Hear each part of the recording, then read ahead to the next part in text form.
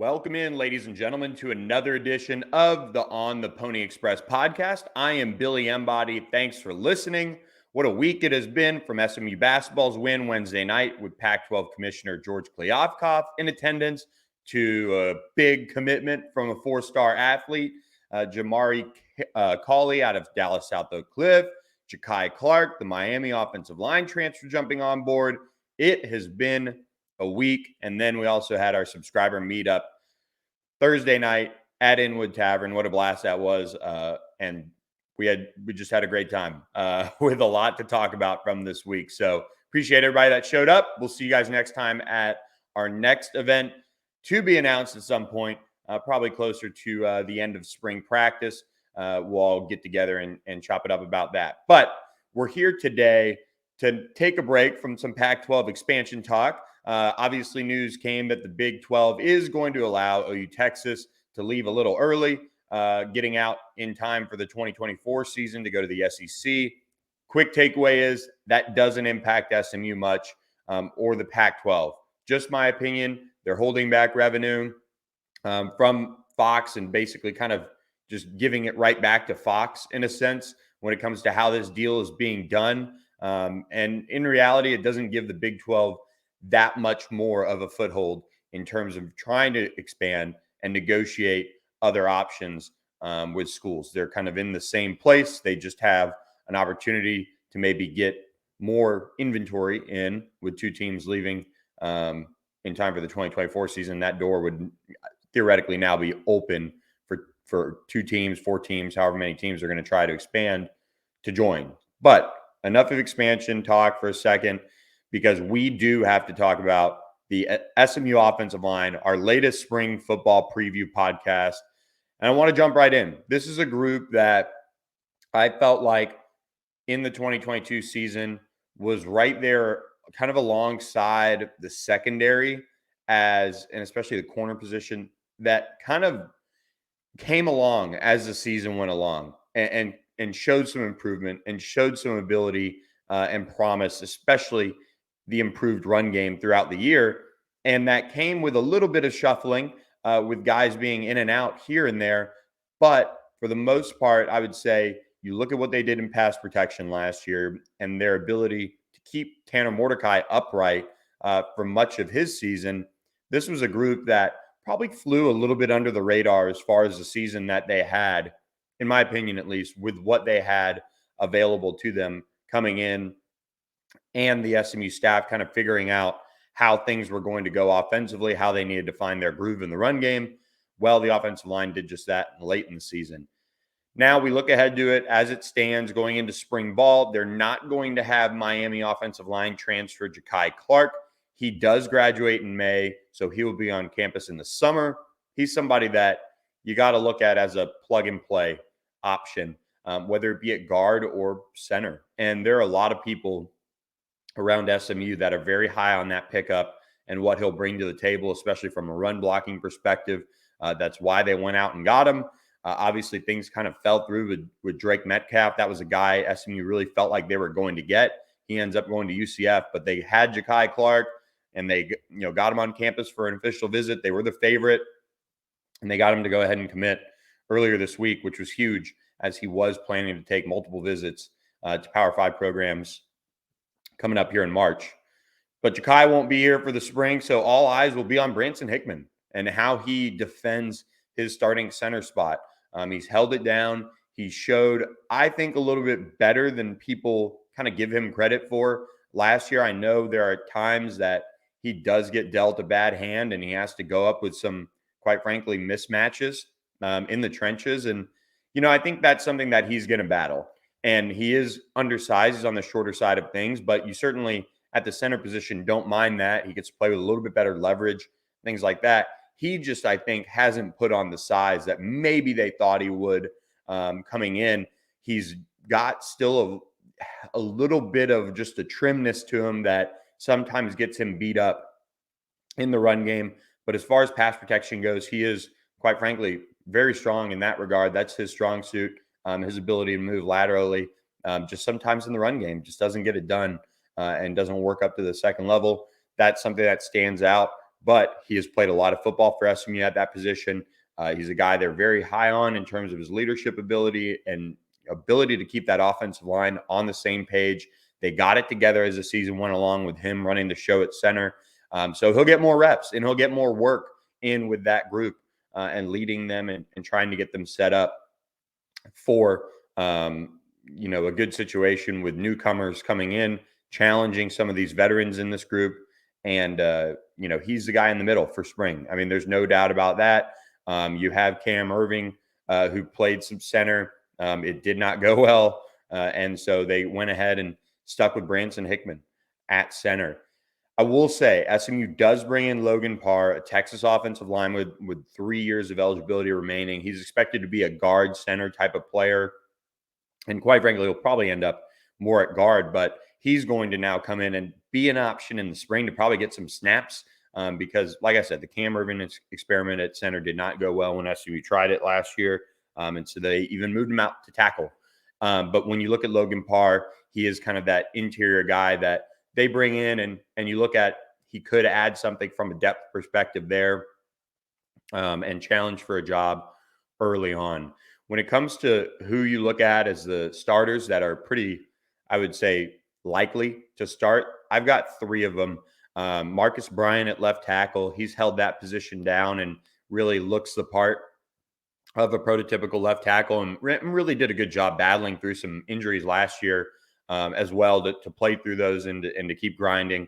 You look at Justin Osborne, kind of a weird end of the year for him. There were a couple games he missed, and it just wasn't, and it was kind of, just quiet. There wasn't a sense that he was injured. He was practicing. They were holding him out. It was just kind of a weird situation there. But he looked healthy in practice during the week. So Justin Osborne, somebody coming back though that at that right guard spot, I got to pencil him in as a starter.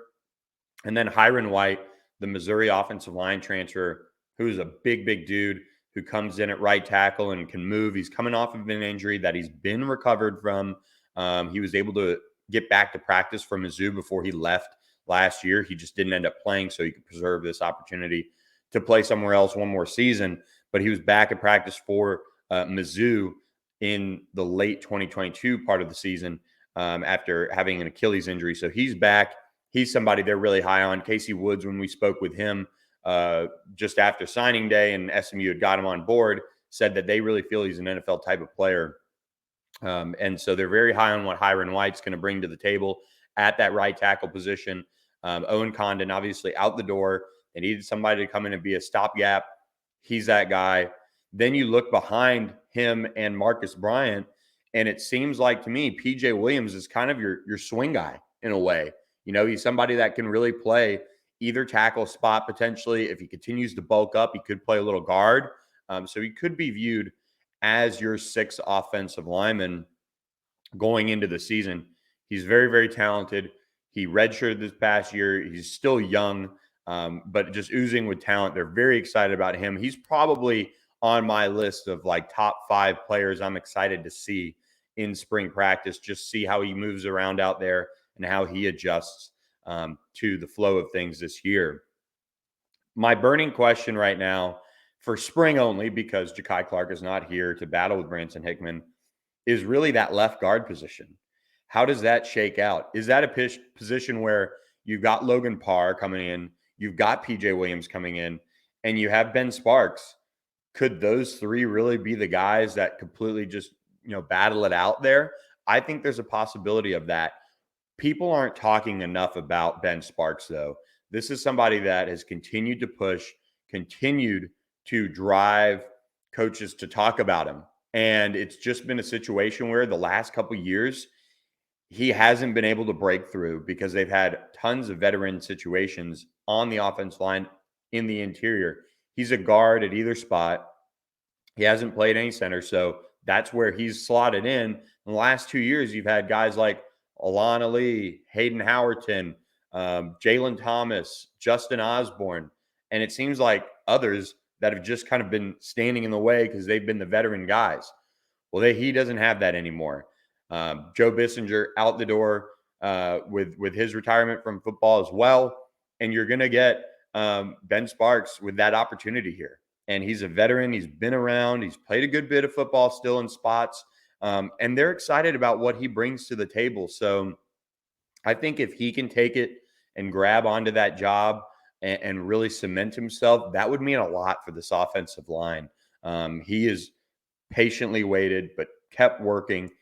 He's a guy that's got enough size to be in there at left guard and play in the interior. When I look at that battle, it could very well end up being Ben Sparks, Logan Parr, and then it's a very natural, let's say, who's next, so to speak. You let guys like Rhett Larson, Jacob Waller, guys like that battle it out. You're also going to have, when it comes to the summer, guys like Reagan Gill come in and Alex Woods come in along the interior. So those guys will certainly be next up as well.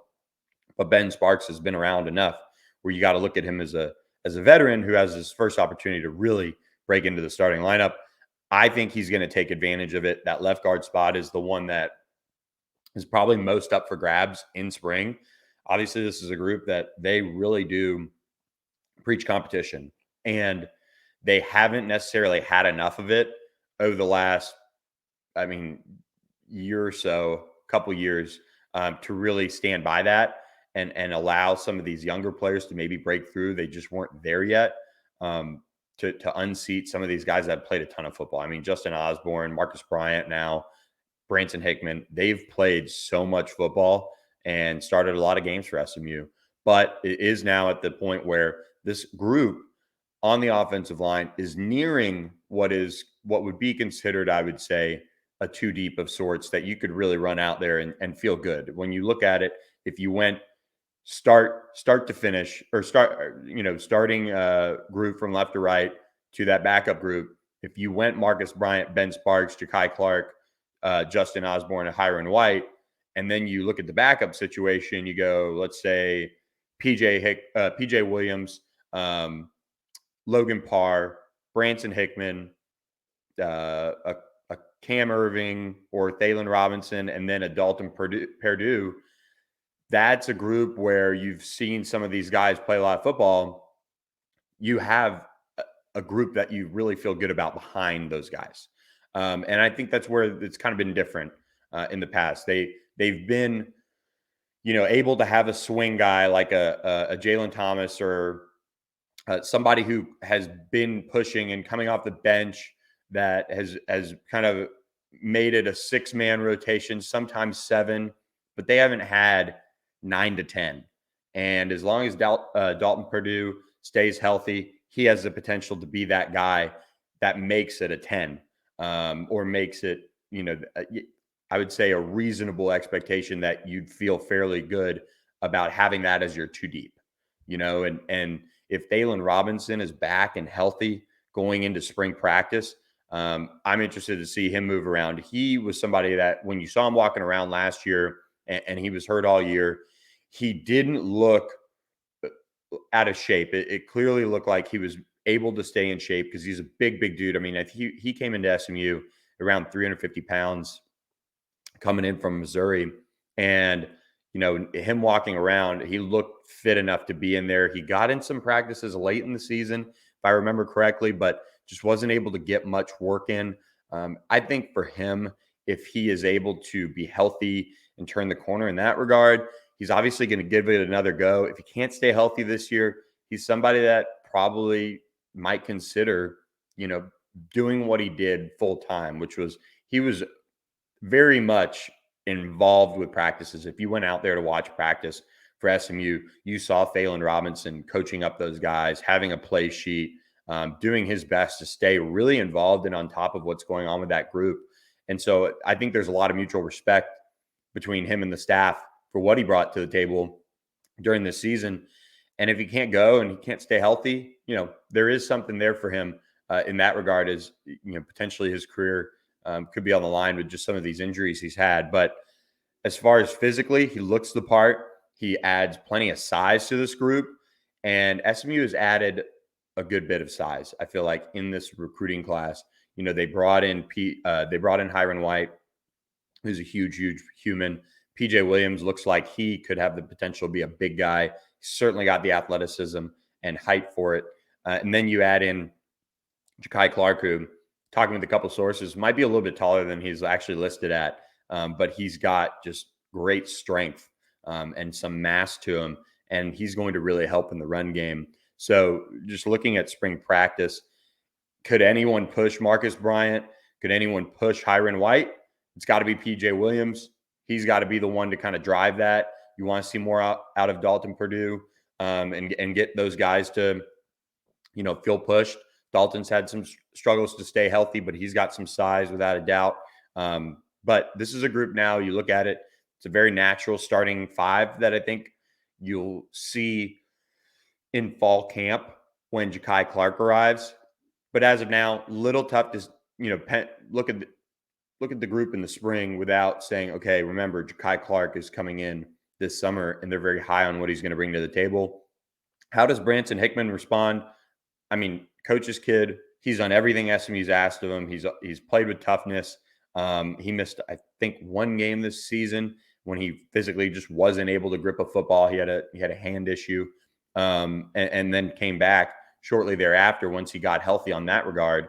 But the good thing about this team, and I think we see it from an overarching perspective at just about every position group, maybe save for linebacker, just because they're so thin. Now they have people coming in that can push at every position.